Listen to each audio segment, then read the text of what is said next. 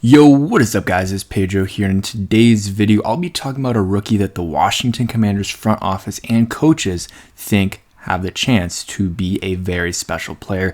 If you guys are new, make sure to subscribe, hit that like button and that notification bell as well. We are very close to 13,000 subscribers, so please help me get there. So let's get right into it, and again, in a different spot, and it's later at night, so I have to be a little bit more quiet. But let's go ahead and talk about this rookie that a lot of front office executives really liked when the draft was happening, and he's been impressing so far, or has impressed in minicamp, OTA, stuff like that.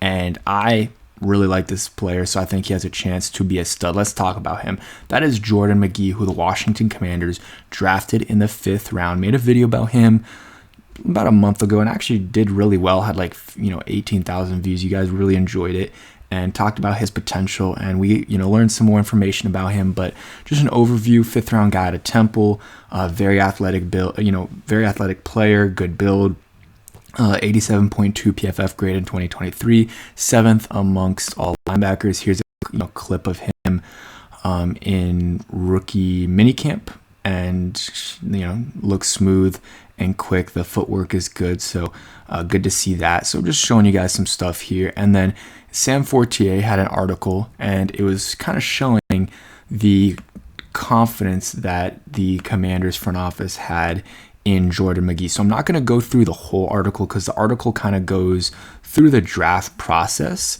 with Adam Peters and the regime. So a lot of good information there. So if you guys want to go ahead and check it out, I'll leave the link in the description. If I don't, just look that. I'm going to try to, but if I don't, look that up.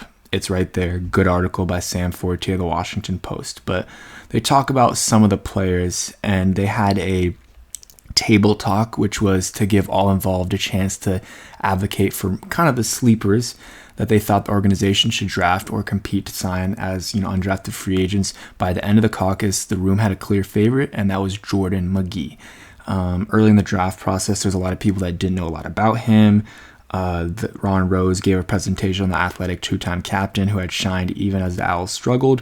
When we met him, McGee, his film and the conversation opened a lot of people's eyes. He really kind of burst on the scene for us. So some good stuff there. And at least one person from every department stumped for McGee. The Commanders didn't have a 4th round pick, so they sweated for a couple hours. But early in the 5th, Washington was on the clock and McGee was still there. Peters asked Rose to pull McGee's name off the board. It was the ultimate organizational pick. That right there is a huge statement, and he considered a symbol of the most open, collaborative process he had been around in nearly 3 decades in the NFL. That also speaks volumes to the type of room the Commanders have in the front office, and that's just that this is year 1, not even year 1. Like, I think year 1 is really going to be next year when they have their own guys, because they're still, like, if you have been paying attention after the draft, they've been bringing in a lot of different scouts, some scouts from the Ravens, some other scouts as well from the Lions and different teams. So they really truly don't have their own guy yet, or I guess they truly don't have their own guy there, or whatever I'm saying. Sorry, they don't have all their own guys yet, or during the draft they didn't, and now they're starting to build that front office out. So it's next draft is when it really gives them the chance to have that full year together and scouting. And right now, or this past time, they didn't have a lot of time together to really get their own guys. So I think this next year will be the first true draft class that this front office gets together. But Jordan McGee, I think he has a chance to be a good player for the Commanders. He depending on what they do with Jamin Davis. If Jamin Davis is more of an edge rusher this year, then Jordan McGee could be the 3rd linebacker on the squad and maybe start off as like a camp. Again, they're different positions, but I'm just comping kind of the role. Cameron Curl in his rookie year didn't play, wasn't a starter, just, start the season, was more of a special teams player and played in the Buffalo nickel position every once in a while. He was getting in PT. He was making some plays. But then Landon Collins got hurt, and he got he started for them. And I'm not, hopefully none of these guys get hurt, knock on wood. But if they do, knock on wood. But if they do, then I think Jordan McGee could be that next guy if he is ready. And I think he has a chance to be a stud for the Washington Commanders. Very athletic guy, produced at Temple. Let's go ahead, and I have Luke McCaffrey stuff here, but let's go ahead and look at Jordan McGee. So played from 2019 to 2023, two-time captain.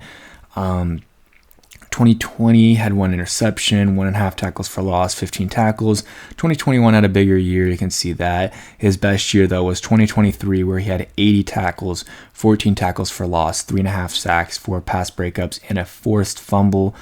So good stuff there. And I want to look up. Let's go ahead, and that's another video to make, but let's go Jordan McGee and RAS. I want to show you guys some of his athletic numbers. So I guess, okay, there we go.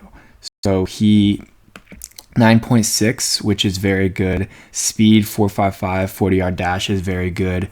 And some of the other stats are solid as well. The vertical 35.5 for linebacker is good. Broad jump, 10 feet and 4 inches, I believe that's what it is very, very good as well.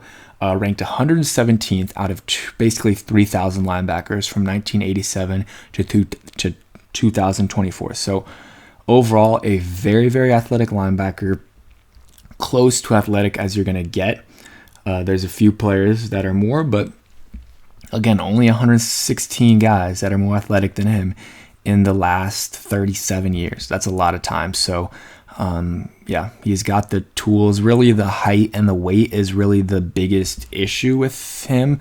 But I mean, I swear I saw a picture of him and he looked absolutely jacked. So I don't think that is going to be a issue at all. I don't think that's going to be an issue at all. I think he is already a little bit heavier, and I think that, he is going to play special teams for the Commanders right away, and then after might start getting in a little bit more PT for the Washington Commanders. Just going over some stuff. Daniel Jeremiah really liked him, and this is a tweet right here from Steve Air Concepts. A lot of captains were in the Washington Commanders draft, but I think we're gonna end it right there. Just talking about a rookie and a guy that I really like, and clearly the Commanders, front office likes, and some of the coaches have spoken highly of him. But yeah, thank you guys for watching. I hope you guys enjoyed. If you guys did stay till the end, go ahead and comment down below what is an OG player we can do. We'll go Brandon Banks. Thanks for watching, and peace.